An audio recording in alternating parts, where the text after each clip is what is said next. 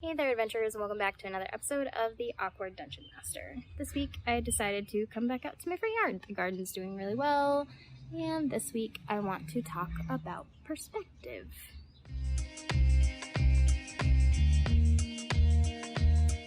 So what prompted me making this video was a few months back when we were playing in a session, my party came across what I had built as a really poor town that didn't have a lot of resources. And what I noticed about that was they didn't engage with the town or a lot of the townspeople the way they did in larger cities. And I think that was because, well, I as a dungeon master have control over their perspective. I didn't put a whole lot of plot hooks out in front of them initially for them to grab a hold of, because I wanted to see what they were going to do with it, because it was very different than anything else that I've thrown at them before. But they asked a lot of the more normal questions, you know, is there a smith? Can I go to the general store? Is there a magic shop? A bookstore? Those kinds of things. And to pretty much all of those questions, except for the general store, the answer was no. There was some local food, there was the general store, and then it was a very small town with lots of very poor people that dealt mostly in trade, not even as much in coin. And I did throw out a plot hook after a minute or two of realizing they weren't really going to engage with anything on their own. That took them to a dungeon that was nearby that had some relevant stuff going on.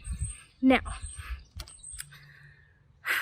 there are a lot of different forms of perspective here that we can discuss. There's emotional perspective, which anytime I'm playing an NPC, I know you guys, if you've been watching my channel for a while, you saw the little note cards that I make for my NPCs talking about their wants and needs, desires, motivations for things in their life. That's your emotional or personal perspective. The way that you look at the world because of the things that have happened to you in your life. So every character and NPC is going to have a personal perspective. Now, another thing we can talk about is vantage point. So, vantage point. When you're describing a scene, anything that you describe, that's what your players have to work with. So the DM gives the player the field to build their perspective. You have to describe things in a way that makes sense and lets the players know what's available to them to interact with. I feel like in that village, I fell short as a dungeon master because I didn't give enough relevant or interesting information that made my players want to go out and explore more. To give you guys some examples, I did take some videos while I was on break at work to illustrate my point as far as vantage points go, because that's a really easy one to illustrate for you. So there is a very basic one of when you're looking at things up close versus far away. So when we have players do perception checks, for instance, the more detailed close-up things are the ones that they're going to notice if they roll high.